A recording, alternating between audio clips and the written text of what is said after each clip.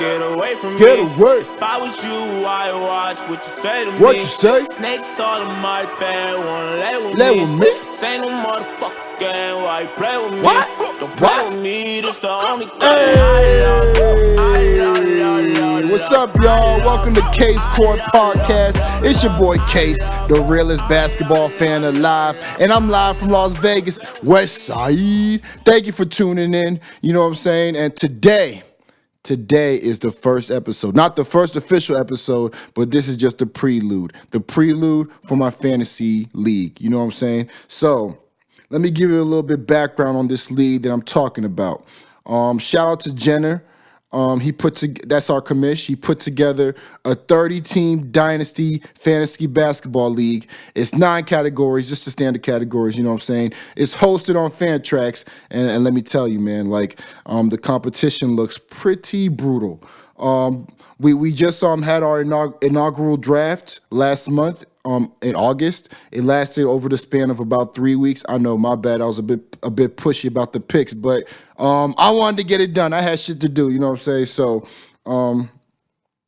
pretty much what I'm doing here with these episodes, I'm gonna have a series of 6 episodes, and I'm gonna break down each division in our league, and I'm gonna run down. Go through every roster. I'm not gonna go too much into detail because I want to keep these nice and short, but what I will do is I'm gonna try to break down each value and tell you the ones I like, the ones I don't like, and whatnot, and tell you the team that I like the most in each division and the team that I'm not feeling like that in each division. So today we're starting off with the Atlantic Division. You know what I'm saying? And that's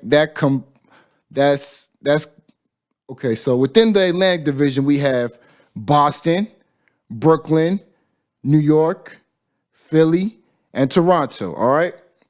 So the first team is Boston. Let me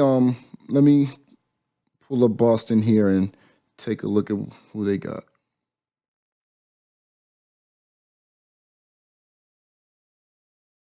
So let's go. All right. Boston Celtics. I'm sorry. We got Kyle Lowry, Colin Sexton, Paul George, Eric Gordon, Kevon Looney, and then on the bench we got Bruce Brown Jr., Bryn Forbes, Jalen Hands, Gary Trent Jr., Mo Harkless, Dwight Powell, and Christian Wood. Okay, he has some weight in the future with the picks of Jalen Hands and Christian Wood. I like that. I like that. Mo Harkless. Yeah, I remember when he made that pick, he called them the Kawhi rest replacement or something like that. So he could get you some value there. I see you put some weight in that Kawhi resting with the Paul George pick. So even though he might be quite the wild card with the Clippers, the fact that Kawhi has potential to rest a couple days, yeah, he could take off on the right days for you. And then Kyle Lowry, that was definitely a value pick. I mean, it's a dynasty league, so I mean the old heads go a little bit later. So as it pertains to this season and like a couple seasons going forward, he's gonna give you value, especially with no Kawhi. He's presumably the leader, if not Siakam. Eric Gordon, we know what he's gonna do. He's gonna do damage with Orlando. He's a second option. Let me see. Yeah, second option behind Vucevic. It's a pretty nice team. Kevin Looney, even though Willie Cauley-Stein, they signed him. I mean, people are just giving Willie Cauley-Stein the job, but me personally, I feel like it could be a position battle. So Kevin Looney could give you some value there. The only pick I'm not that quite fond of is Colin Sexton. I'm not a big fan of his as far as it pertains to fantasy. I mean, he could score quite a bit, but now that they've added Darius Garland, I'm sure a lot of those ball handling responsibilities are going to be taken away from him. But I don't know. I was low on him last season, and he proved me wrong. So I mean, he could prove me wrong this season. I mean, this is a pretty solid team. Let's see how you compare it to the rest of the division. Next team is Brooklyn Nets. Let's pull up Brooklyn Nets. All right, you got Lonzo Ball, Jamal Murray, Taurean Prince, Pascal Siakam, Nerlin Knowles, and Shake Milton. Well, Shake Milton off the bench. Jeff Teague, Zach Collins, Check Diallo, Rashawn Holmes, Derrick Jones Jr., and Bruno Fernando. Okay, I'm feeling it. Fernando has potential to get some opportunities on that young Atlanta squad. Derrick Jones Jr. Eric Spoelstra loves him, so he's gonna get some run. Rashawn Holmes, a stocks beast if he gets the opportunity, but they don't. Doesn't Sacramento have like 5 centers? But we'll see. Zach Collins.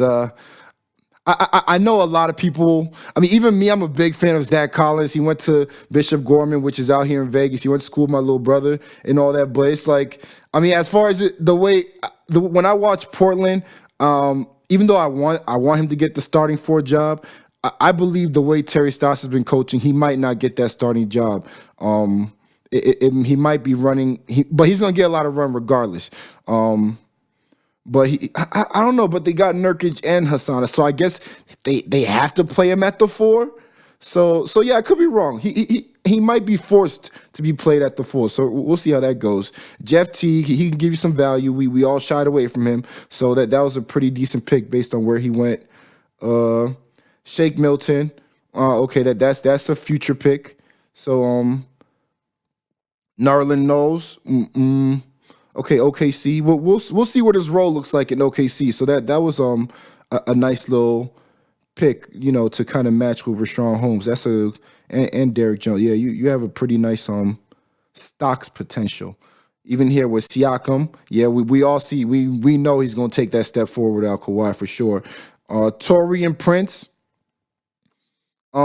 He should be a beast this season, but when KD returns, I'm not sure what his role is going to look like. But that you don't have to worry about that till next year. But even then, he might get traded, so we don't know if someone might take a chance on him or not. So that's quite the gamble, but we'll see. We'll see. Jamal Murray, of course. I mean, it only goes up from here. That's a nice pick. And Lonzo Ball, boy, did he slip in this draft? Like, that was a value pick. If you ask me, he should have went maybe in that.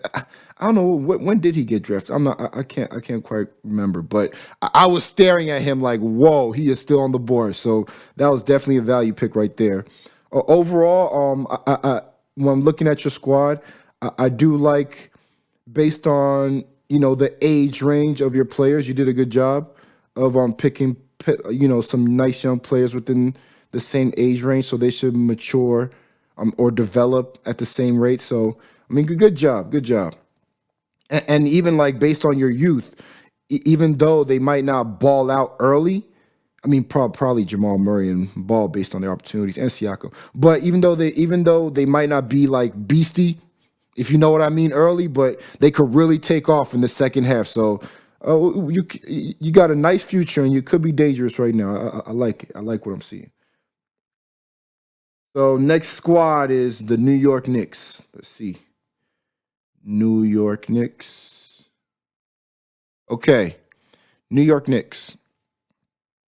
And we got Reggie Jackson, Ben Simmons, Montrezl Harrell, Justin Holiday, Vucevic, Ty Jerome, Kem Birch, Dorian Finney-Smith, Maxi Kleber, Royce O'Neal, Eric Pascal, and Damian Jones. Okay. Yeah, I'm not sure how much of a role Damian Jones will have, but I mean he's a decent fantasy player. Eric Pascal, yeah, I was actually kind of looking at him for the Warriors. He might actually get some run based on the way the Warriors draft. They're pretty good at drafting, so I even like Jordan Poole went kind of late. Whoever got him, so Eric Pascal is pretty nice. Royce O'Neal has such a huge opportunity in front of him. He might start. That's a very high chance that he could start between him and what is it, like Jeff Green, who are their fours. But yeah, there's gonna be a position battle, and he's gonna be in the thick of it. Maxi Kleber, Porzingis gonna miss some games. He's gonna give you value there. Dorian Finney-Smith, he gets the minutes, but does he give you the stats? I'm not quite sure, but I guess he fits whatever pump build you was doing. Ty Jerome. I feel it. I mean, you You a big fan of Ty Jerome, I guess. Ken Birch, yep. He gets minutes, man, and he gets his minutes. So that's an okay pick, I guess. Now, Justin Holiday,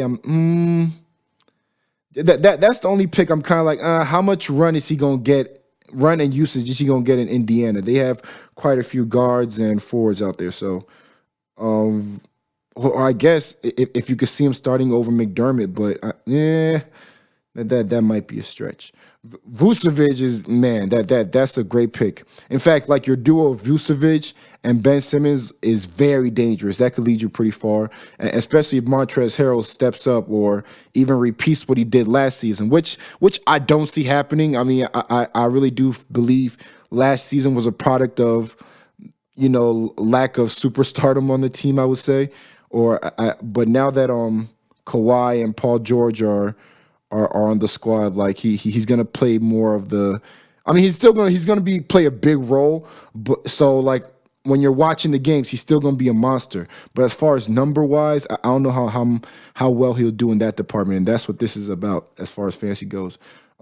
Ben Simmons, yep, the future Bron. You know what I'm saying? Reggie Jackson, that was a value pick. I mean, we definitely slept on him, but I mean, who are the point guards out there? Him, D Rose. You know what I'm saying? Like it's, I mean, and Dwayne Casey loves the double point guard rotation. So, or the double point guard lineup. I mean, so yeah, that's something to look at. So overall, I'm not a big fan of your bench, I would say, but or the Justin Holiday pick, but I mean, you based on having just Ben Simmons and Vucevic, your potential to go far is there. So we'll see how that goes.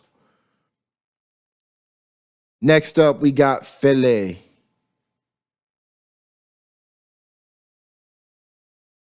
All right. Oh, all right. He got Kemba Walker, Delon Wright, or Delon Wright. How do you say his name? What? Delon Wright. That's what I'm going to call him. Gordon Hayward, Kawhi Leonard, Al Horford. That's a nasty starting five. Woo. All right. Will Barton, and that's a nice bench. And Goran Dragic. Damn, you deep. This is a deep team. JaMychal Green. And what's Shayok? Who is this? Mariel Shay. Is that a girl? Mariel Shayok. Like, no, I'm just playing. It's probably a foreigner. Maurice Wagner. Myers Leonard. And Norvell Pele. What? Okay, I don't know these two guys, but I mean, they play for Philly, so I guess that's why you picked them up. But overall, I think you'll probably drop those two Philly guys by the end of the season. We'll see about that. Myers Leonard is a value pick. Maurice Wagner, yeah, on Washington, that's definitely a value pick. There's potential for value there. JaMychal Green, yeah, he might be their best like center out there. I don't know, but he's well, I guess his primary position is a power forward, but he can play the center too. So if they run with the small ball, he's a pretty nice small ball center. Goran Dragic, man, that based on where he went, that could win you the chip right there. And supporting the rest of your squad with Will Barton, me personally, I mean, even though Barton, his best fantasy days might have been behind him, but the talent is still there. And he's in a great system. But the issue is that team is deep, so we don't know how many minutes he's gonna get and how he's gonna look coming back from that injury. Al Horford, yeah, he's gonna be all right, especially when Embiid sits. He's gonna ball out.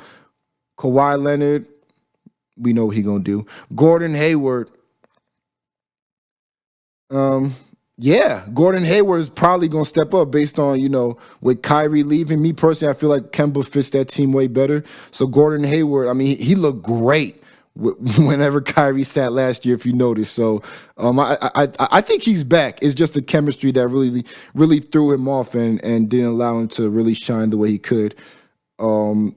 Delon Wright, if he could step up in Dallas, we'll see about that. But I mean, I think they brought him in to assume he's the starting point guard. I think so, but they got some pretty nice guards there. I mean, they love Barea, no matter how old he is. They love running him.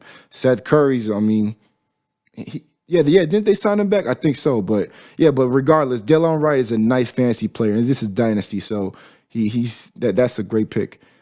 Kemba Walker, me personally, I feel like he slipped in this draft, even though a lot of people see him, taking a step back due to usage going down. But he's in a better system. He doesn't have to deal with so many double teams anymore. So I like Kemba's potential here, even though his point average might not it might drop to maybe 23, which isn't bad, or 22.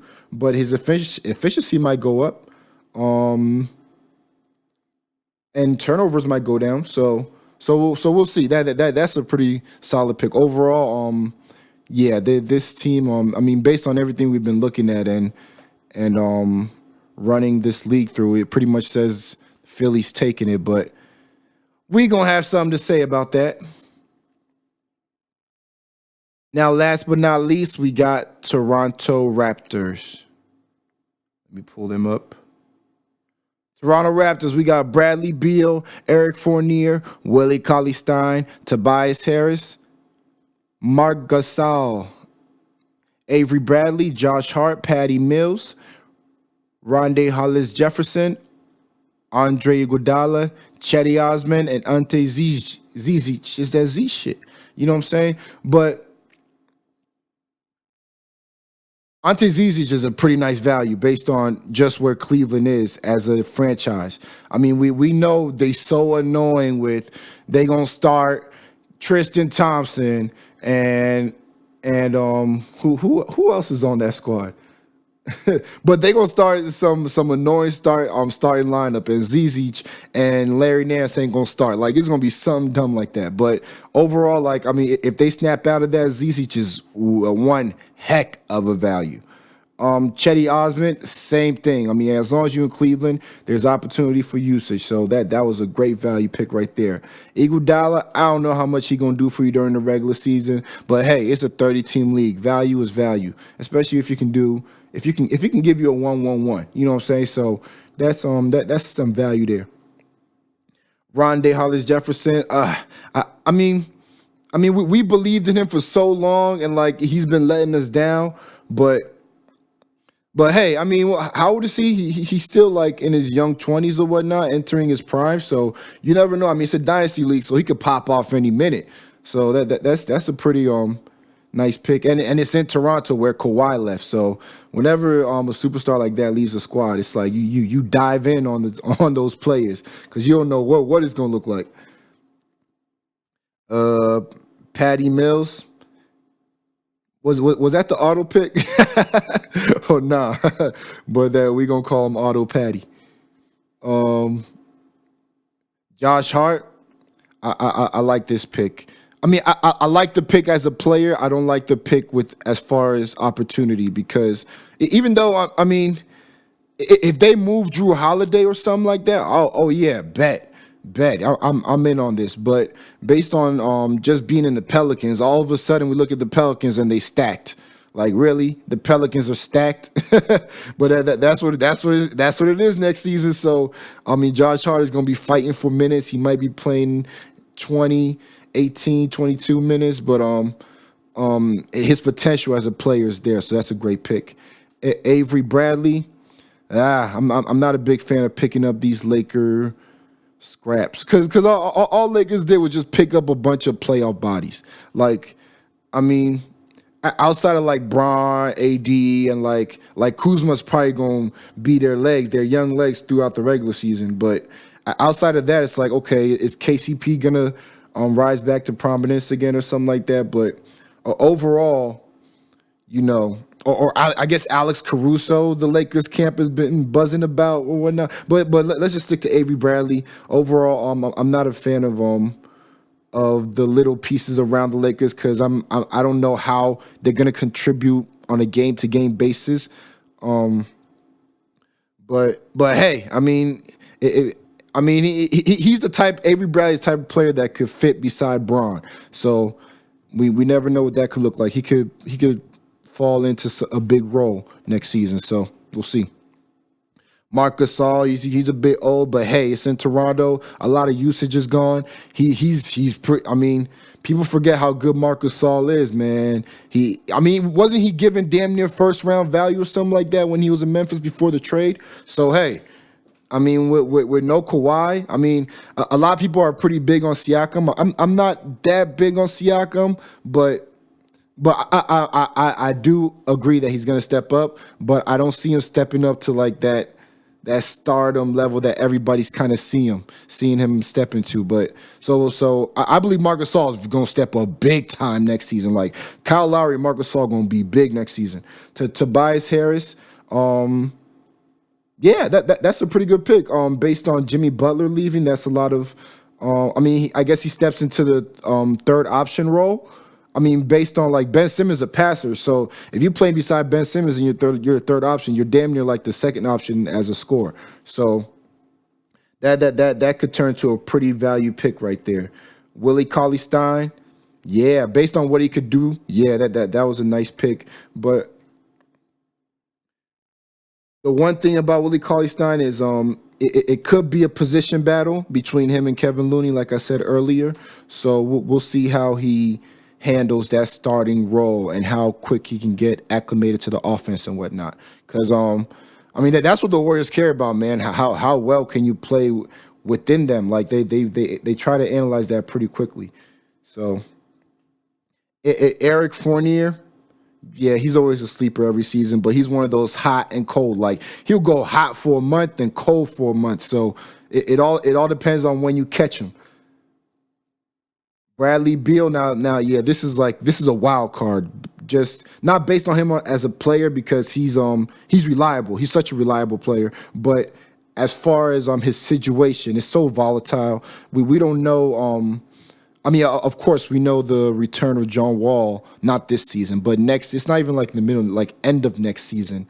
I guess they're saying John Wall might return. That's pretty.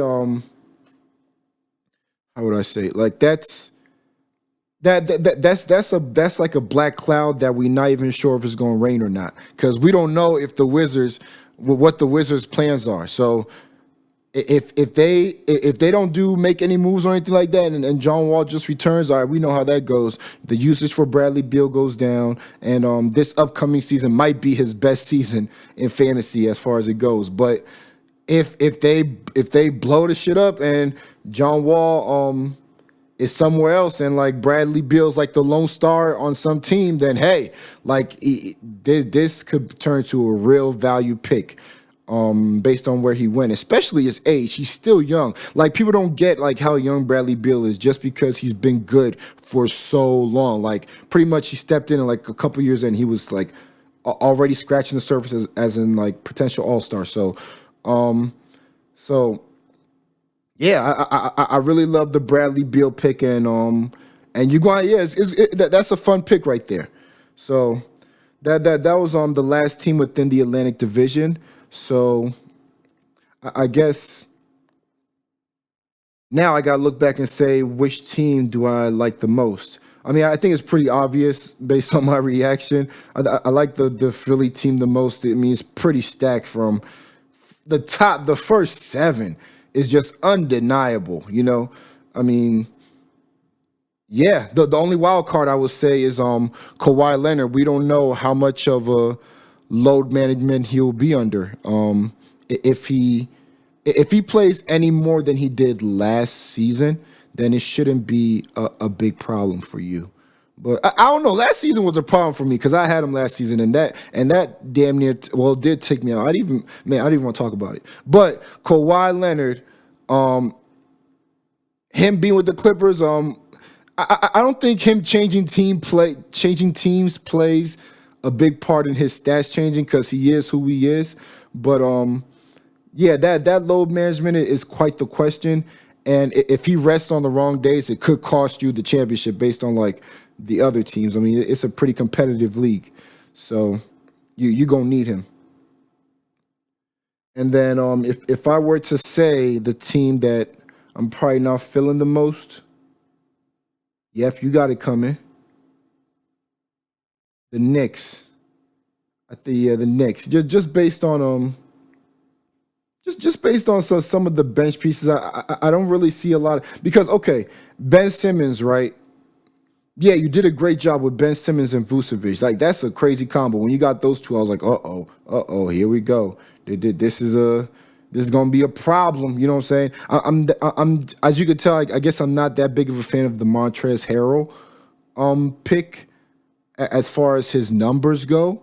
But I mean, he could prove me wrong. That's definitely within his his possibilities. You know, especially if with Paul George, I guess missing the whole first month, and Kawhi taking some rest days, I guess potentially, I guess there's some room for him to pop out on some games. But overall, those are the only two that really scare me on the squad, I would say. But I understand you grab Ben Simmons, so you are playing for the future. So I get that. You know, the only issue I would say is like if I were to grab Ben Simmons, I would probably grab younger players with higher upside. You see what I'm saying? But hey, I already know, like if we go against each other, you gonna try your best to make me eat my words, but we gonna have to see about that. You feel me? All right. So, I mean, essentially, this is all opinions. You know what I'm saying? Like, this is just my opinion based on the value and what I'm seeing compared to other teams. At the end of the day, what will decide it is one, injuries, and two, your pump builds. That's very important. If you do not build right, you are not gonna win. Trust me. Trust me. Like even Philly, I hope you got your punt build in mind. So because if you did not punt right, trust me, one of these teams that punted right is gonna get you. Trust me. So that's how I'm gonna end it. And you know what I'm saying? I guess that's it for today. So thank you for listening to Kase Court Podcast, where I take a deep dive into NBA topics. Well, I guess for this one, I was taking a deep dive. Well, I guess a shallow dive into our fantasy league. And yeah, this is your boy Kase, the realest basketball fan alive, and I'm out.